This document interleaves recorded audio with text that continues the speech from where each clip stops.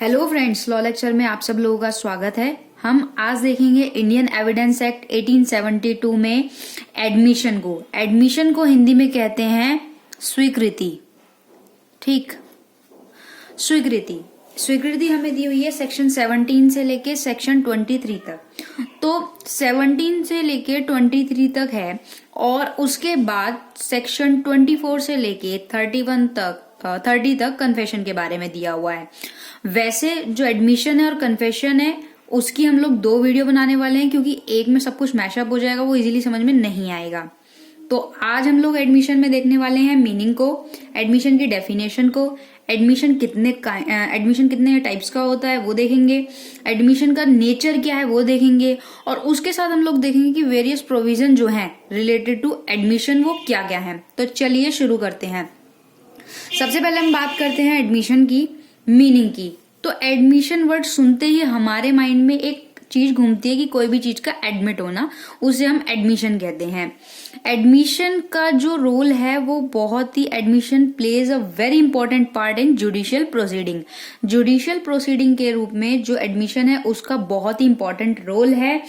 अब एक पार्टी ने अगर सूट किया है और एनी अदर जो प्रोसीडिंग है उसमें प्रूव्स करना पड़ता है that the other party has admitted the case, the work of the court become easier. अगर एक पार्टी उस चीज को एडमिट कर लेती है तो वहां पे क्या होता है कि कोर्ट के लिए काम जो है इजी हो जाता है, कोर्ट का काम इजी हो जाता है, इसलिए एडमिशन इंपॉर्टेंट है। दूसरी बात, डेफिनेशन। तो according to section 17 of Indian Evidence Act में दिया हुआ है कि एडमिशन क्या है। Admission is a statement. Admission पहली बात तो एक स्टेटमेंट है, वो ऑरल भी हो सकती है, डॉक्यूमेंट्री भी हो सकती है और इलेक्ट्रॉनिक फॉर्म में भी हो सकती है। Which suggest any inference as to any fact in issue or relevant fact के ऊपर होता है admission, and which is made by any of the person and under the circumstances hereinafter mention. आगे mention है कि कौन कौन से सर्कमस्टांसेस होंगे जिसमें एडमिशन होगा। तो इसमें एक चीज देखने वाली है कि जो एडमिशन है, एडमिशन क्या है? एडमिशन एक तरीके का बस स्टेटमेंट है जो कि ऑरल, डॉक्यूमेंट्री और इलेक्ट्रॉनिक फॉर्म में हो सकता है। इलेक्ट्रॉनिक फॉर्म में कब हो सकता है? ये बात अमेंडमेंट की गई 17 अक्टूबर 2000 में। अमेंडमेंट के थ्रू ये चीज इलेक्ट्रॉनिक फॉर्म में कब होगी? ये 17 अक्टूबर 2000 में अमेंड करके आई। अब बात क्या करते हैं कि भाई इसमें मेंशन क्या है? It defines term admission. इसमें एडमिशन टर्म डिफाइन होता है कि भाई कौन सी जो एडमिशन की टर्म्स वगैरह वो डिफाइंस है।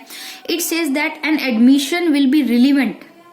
एडमिशन रिलीवेंट होगा only if it is made by any of the person specify in the act. जो पर्सन इस एक्ट में स्पेसिफाई मेंशन है, सिर्फ वही पर्सन एडमिशन कर सकते हैं।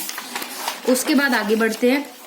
तीसरी बात, admission is relevant only in circumstances mention in act. पहले में तो दिया गया कि कौन कौन से पर्सन्स होंगे जो कि मतलब इस एक्ट में जो पर्सन दिए गए होंगे वो एडमिशन कर सकते हैं।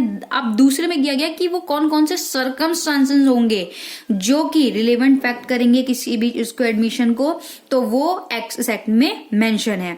इसमें यहाँ पे केस है अमीमी वर्सेस स्टेट ऑफ केरला, 1998 का केस है। इसमें ये बोला गया कि statement before a doctor is admission and admissible in evidence. जब भी हमने देखा है कि कोई भी ऑपरेशन होता है तो उसमें एक फॉर्म फिल करना पड़ता है, नीचे साइन होते हैं कि अगर भी इस ऑपरेशन करने के थ्रू, अगर ऑपरेशन करने के दौरान अगर पेशेंट को कुछ भी हो जाता है तो उसके लिए क्या है, वहां पे डॉक्टर क्या है, साइन करवा लेते हैं। तो यानी कि तरीके से आपने एडमिशन दे दिया कि भाई आपने एडमिट कर दिया, आपने एडमिशन कर दिया है, तो वो इस केस में बोला गया। अब बात करते हैं काइंड्स ऑफ एडमिशन की। तो भाई एडमिशंस के काइंड्स की बात कर रहे हैं। काइंड्स ऑफ एडमिशन, फॉर्मल या जुडिशियल एडमिशन हो सकता है, इनफॉर्मल या कैजुअल एडमिशन भी हो सकता है। एडमिशन बाय कंडक्ट, यानी कि एडमिशन जो है किसके थ्रू हुआ है? कंडक्ट के थ्रू हुआ है। उसके बाद बात करते हैं कैरेक्टरिस्टिक्स ऑफ एडमिशन की। तो सबसे मेन बात जो कि हमने पहले भी देखी, इट में बी ऑरल और डॉक्यूमेंट्री, प्लस अब इलेक्ट्रॉनिक फॉर्म में कर दिया गया है कि इलेक्ट्रॉनिक फॉर्म में भी कर सकते हैं, लाइक मेलिंग वगैरह, ऑनलाइन वगैरह, वो इलेक्ट्रॉनिक मीडिया के अंडर में आते हैं।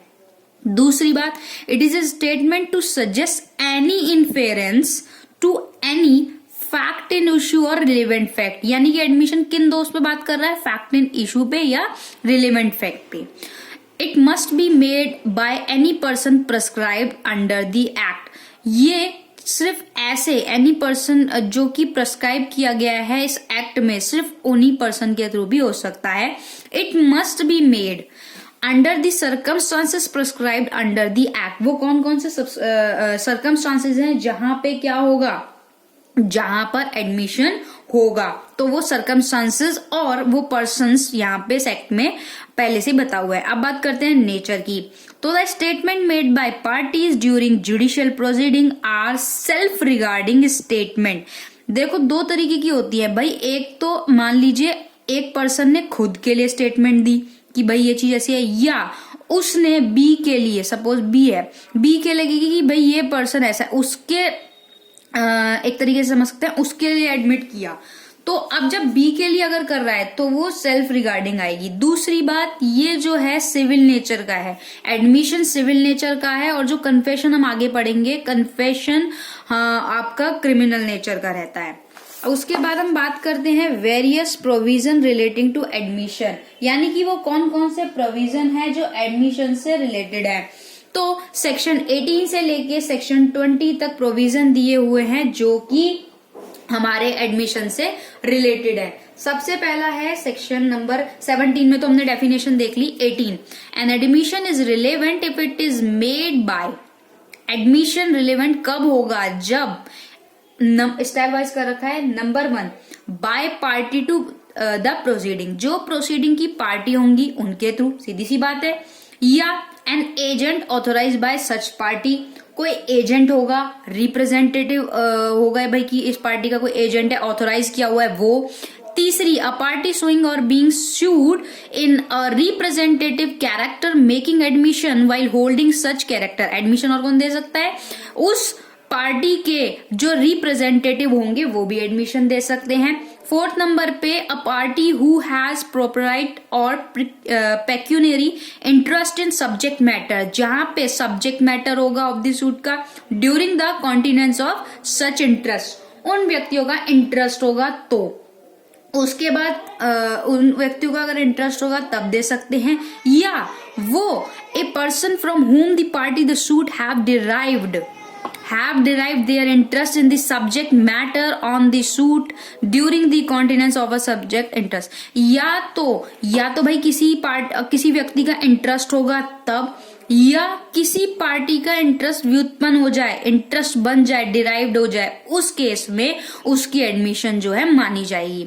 ठीक है, तो एक बार रिकॉल कर लेते हैं, जाकि पार्टी जो है प्रोसीडिंग में है वो उसके एजेंट या रिप्रेजेंटेटिव या वो व्यक्ति जिनका वो जो सूट चल रहा है, वो सब्जेक्ट मैटर, जिस सब्जेक्ट मैटर पे सूट चल रहा है वो जिनका इंटरेस्ट होता है, या ऐसे व्यक्ति जिनका इंटरेस्ट उत्पन्न हो गया हो या बन गया हो। ठीक है, उसके बाद बात करते हैं सेक्शन नंबर 19। सेक्शन नंबर 19 ये कहता है कि a person whose position it is necessary to prove in a suit if such statement would be relevant in a suit brought by against himself. यहाँ पे क्या है, यहाँ पे ये चीज बोली गई है कि एडमिशन उस व्यक्ति का माना जाएगा जिस व्यक्ति की जो सूट चल रहा है, जो मैटर चल रहा है, वहां पे प्रूव करना पड़ेगा, या तो वो पार्टी के अगेंस्ट भी हो सकता है। भाई मान लीजिए ए और बी दो पार्टी है, ठीक है, कोर्ट में इनका मैटर चल रहा है, ए ने बी पर जो है सूट कर दिया है। अब जब ए ने बी पर सूट कर दिया है, वहां पर मान लीजिए कि सी नाम का कोई व्यक्ति है, उसकी स्टेटमेंट यहाँ पे जरूरी है, उसका एडमिट करना यहाँ पे जरूरी है ताकि जो केस है, जो मैटर है, उसको सॉल्व हो सके। तो यहाँ पे जो सी पर्सन होगा, जो थर्ड पार्टी होगी, वो वहां पे कर सकती है। तो ये बात हमें यहाँ पे हमें देखने को मिलती है सेक्शन नंबर 19 में। इसको एक इलिस्ट्रेशन भी है इसका कि मान लीजिए ए है और ए ने बी को, ए को क्या करना है, ए ने क्या किया, ए ने ये बोल दिया, यहाँ पे क्या हुआ कि जो ए है और पार्टी बी है, अब ए ने क्या बोल दिया कि मैं सी से, या सी नाम का पर्सन है, सी से क्या है कि रेंट वसूल के बी को दे दूंगा, लेकिन ए ने सी से रेंट नहीं लिया। अब यहाँ पर जो बी है, बी ने ए पर सूट कर दिया कि इसने भाई इसको सी से रेंट लेके मुझे देना था और इसने नहीं दिया। तो अब इस बात पे कोर्ट में सी को बुलाया जाएगा और सी को पूछा जाएगा कि क्या रेंट देना है। अब ए तो ये कह रहा है कि बी को तो जी सी से कोई रेंट लेना ही नहीं था, और बी कह रहा है कि मुझे सी से रेंट लेना था, और वो ए ने जो है ए सी से रेंट लेके मुझे पैसे देता लेकिन उसने नहीं दिया। तो कोर्ट में फिर सी जो है उसको बुलाया जाएगा और सी ने आके मान लीजिए ये बोल दिया कि हाँ मुझे जो है बी को रेंट देना था लेकिन ए ने मुझसे रेंट लिया ही नहीं। तो उस केस में क्या होगा, उस केस में जो सी की एडमिशन होगा वो इम्पोर्टेंट होगा, क्योंकि सी का एडमिशन यहाँ पे इसलिए जरूरी है ताकि जो मैटर है उसको यहाँ पे सी ही बता सकता है। ये सेक्शन 19 कहती है। उसके बाद बात करते हैं सेक्शन 20 की। अ person to whom a party to the suit has expressly referred for information in reference to a matter in dispute. Section 20 में ये चीज बोली जाती है कि भाई वहां पे अगर रेफर कर दिया आपने, मैटर ऑफ डिस्प्यूट भी क्यों बनाए कि रेफर कर दिया कि भाई मान लीजिए ए नाम का एक व्यक्ति है और उसने क्या किया, बी को वो अपना घोड़ा बेच रहा है। बी को जब वो घोड़ा बेच रहा है तो बी ने पूछा क्या ये घोड़ा सही है, तो उसने क्या कहा कि आप जाके सी से पूछ लो। ए ने कहा कि आप जाके सी से पूछ लो, यानी कि उसने खुद नहीं बताया, उसने रेफर कर दिया कि सी आपको बता देगा। अब इसको ये उम्मीद थी कि सी बोलेगा कि अच्छा है या बुरा है, तो यहाँ पे सी को उसने रेफर कर दिया। अब सी ने बोल दिया कि भाई ये है, भाई सी सब कुछ जानता है, उसने तो बोल दिया। अब सी मान लीजिए ये कह देता है कि घोड़ा अच्छा है या घोड़ा खराब है, कुछ भी कह देता है, तो ये एडमिशन मान लिया जाएगा क्योंकि उसने क्या किया है, रेफर कर दिया है। तो ये बात सेक्शन 20 में कही दी गई। उसके बाद सेक्शन 21, सेक्शन 21 में ये क्या कहा गया कि proof of admission against person making them and by or on their behalf.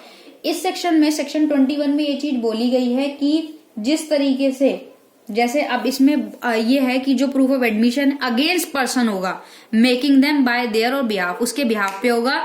यहाँ पे ये चीज बोल दी गई कि उस व्यक्ति के बिहाफ पे तो होगा। अब इसे क्या, इसमें ये चीज है कि जो जिस व्यक्ति ने एडमिशन किया है उस व्यक्ति के अगेंस्ट और उसके द्वारा जो भी उसकी ओर से साबित होगा वो माना जाएगा। तो ये यहाँ पे सेक्शन 21 कहती है। इसमें डाइंग डिक्लेरेशन सेक्शन 32 भी इम्पोर्टेंट है अगर हम इसके साथ देखें तो। इसमें क्या है कि एक एडमिशन है जो कि प्रूव हो गया कि मान लीजिए किसी व्यक्ति ने एडमिशन कर दिया कि कोई व्यक्ति उसे स्वीकृति दे रहा है, तो उसे जो स्वीकृति उस व्यक्ति ने दी है वो उसकी ओर से तब तक साबित हो सकती है जबकि उसकी इस प्रकृति की ना हो कि या कोई व्यक्ति मर गया है। अब मान लीजिए मर गया कैसे, जैसे एक एग्जांपल समझते हैं कि मान लीजिए ए ने बी को कोई प्रॉपर्टी जो है बेचने का प्रॉमिस कर दिया कि भाई मैं तुम्हें बेच दूंगा और पैसे ले लिए। अब ये इन दोनों के बीच में जो था ये बात, अब क्या हुआ, उसने बोला कि ठीक है मैं सुबह कर दूंगा और पैसे इनसे ले लिया और उसने बोला मैं साइन सुबह कर दूंगा, ये सारे डॉक्यूमेंट आपको दे दूंगा। अब क्या होता है, ए की ना नेक्स्ट डे वो करने वाला होता है लेकिन ए की मृत्यु हो जाती है, यानी कि डाइंग डिक्लेरेशन ये हम आगे देखने वाले हैं सेक्शन 32 में, बहुत इंपॉर्टेंट है ये भी। तो अब वहां पे क्या हुआ, ए मर गया। तो जो ऐसी सिचुएशन होती है ना कि जहां पे ए की जैसे डेथ हो गई, तो मान लीजिए कोई तीसरा पर्सन भी होगा या कुछ और भी लोग होंगे जिनके सामने हुआ होगा, तो वहां पे ये एडमिशन माना जाएगा। ये एक तरीके से इसके एक्सेप्शन देखा जा सकते हैं। तो एडमिशन यहाँ पे सेक्शन 21 तो ये कहती है कि जो कि एडमिशन है वो अगेंस्ट पर्सन होगा, जिसने बनाया उस पर्सन के अगेंस्ट होगा, and by on their behalf होगा, उस पर्सन के बिहाफ से उसकी ओर से साबित कोई सी नाम का व्यक्ति भी कर सकता है। वो बोल सकता है कि हाँ भाई बी को जो है प्रॉपर्टी तो बेचने का उन्होंने बोला था और उन्होंने पैसे ले लिए हैं और उन्हें सुबह साइन करना है, तो ये प्रॉपर्टी इनको चली जाएगी, ये रहे डॉक्यूमेंट। तो यहाँ पे सी एडमिशन कर सकता है। दूसरी बात, यहाँ पे एक एक्सेप्शन क्या रहा, एक एक्सेप्शन यहाँ पे देखने को मिलता है जबकि एडमिशन जो है प्रूव हो जाएगा। अब मान लीजिए किसी व्यक्ति की ओर से साबित कर दिया गया, वो उसके मन या, अब सीधी सी बात है ना कि जबकि वह मन की ओर से या शरीर की ओर से सुसंगत अगर ऐसी स्थिति में नहीं है, मान लीजिए अब इसी केस को ले लेते हैं, ए ने बी को कोई प्रॉपर्टी जो है देने के लिए बोल दिया, लेकिन उसने वहां पे देने के बाद क्या बोला, एक महीने बाद कोई मान लीजिए गिफ्ट डीड है और एक महीने बाद उसने बोला कि भाई उस टाइम पे तो मैं सिचुएशन में नहीं था जिस टाइम पे मैंने बी को डीड करी, तो मैं ये कैंसिल करता हूं। तो उस स्टेज में क्या होगा, ए ये प्रूव करेगा कि भाई कहीं ना कहीं मान लीजिए उसने सी को लेटर लिख दिया कि भाई मेरी जो है मेंटल कंडीशन ठीक नहीं है और मैं ऐसे हो रहा हूँ और कोई डॉक्टर हो तो बताओ, इस तरीके की एक लेटर लिख दिया। तो अब उसको लेटर उसी टाइम लिखा और वहीं पे इसने क्या करा, इससे यहाँ पे साइन भी है, तो ये उसको कैंसिल भी कर सकता है। तो ये क्या है कि आपने एडमिशन किया और वो उसी व्यक्ति के अगेंस्ट हो गया जिस व्यक्ति ने वो एडमिशन किया था। तो यहाँ पे एडमिशन क्या रहेगा, उसी पर्सन के अगेंस्ट जिसने की एडमिशन किया। ठीक है, अब सेक्शन 22 की बात करते हैं। सेक्शन 22 ये कहता है कि whom oral evidence as to content or document are relevant, यानी कि ओरल एविडेंस जो है कंटेंट रहेंगे एज टू डॉक्यूमेंट, यानी कि जो दस्तावेजी होंगे उसके बारे में, दस्तावेजी के बारे में जो मौखिक स्वीकृतियां होंगी वो कब, मतलब कि एक तरीके से आप बोल सकते हैं कि कब सुसंगत होंगी, तो वो आगे देख लेते हैं कब स्वीकृति होंगी। तो ओरल एविडेंस का भी अलग से हम वीडियो बनाएंगे ओरल एविडेंस के बारे में। अब ये ओरल एविडेंस में तो ये कह रहा है कि ओरल एविडेंस में रिलेवेंट होंगी, लेकिन सेक्शन 22 का ए पार्ट ही ये कह देता है कि when oral admission as to content और electronic need are relevant. Electronic, जैसे कि मैंने पहले बोला, इलेक्ट्रॉनिक फॉर्म 17 अक्टूबर 2000 में अमेंड कर दिया गया कि भाई जो ओरल एविडेंस होंगे या जो आपके ओरल एडमिशन होते हैं तो वो भी रिलेवेंट होंगे। तो वो ये चीज बोल दी गई कि जो एक तरीके से भाई अब कोई व्यक्ति ओरल है तो ओरल में तो क्या है कि बोलेगा ही, तो अब वो वहां पे रिलेवेंट कब होंगी, ये चीज सेक्शन 22 में बताती है कि oral admission as to content of a document are not relevant unless and until the party proposing the proof to the content of a document or unless and until the party proposing the proof them show that he is entitled to give secondary evidence, यानी कि उसमें क्या होगा, secondary evidence of content of such document under rules here and after content। मान लीजिए इसमें क्या है कि भाई ए ने बी को यहाँ पे कोई जो है डीड करी, मतलब मैं अपना मकान बेचा, तो यहाँ पे क्या है, ए के पास पक्की रजिस्ट्री नहीं है, बट उसके पास कॉपी है। तो जब कॉपी तब मानी जाएगी जब ए के पास कोई और जो ओरिजिनल डॉक्यूमेंट होता है वो नहीं है, तो वहां पे क्या है, वो सेकेंडरी एविडेंस माना जाएगा, प्राइमरी एविडेंस नहीं माना जाएगा। दूसरी बात ये कह दी गई कि मान लीजिए जैसे फोटोकॉपी वगैरह होती है तो वो सेकेंडरी होती है, तो उसमें ये बोलेगा कि वो सेकेंडरी में आएगा, वो फर्स्ट डॉक्यूमेंट में काउंट नहीं होगा, प्राइमरी में काउंट नहीं होगा। उसके बाद बात करते हैं एडमिशन के 23 सेक्शन की। Admission in civil case when relevant, कब होगा? In civil case no admission is relevant. No admission is relevant if it is made either upon an express condition that evidence it is not to be given or under circumstances from which the court can infer that the parties agreed to gather the evidence it should not be given।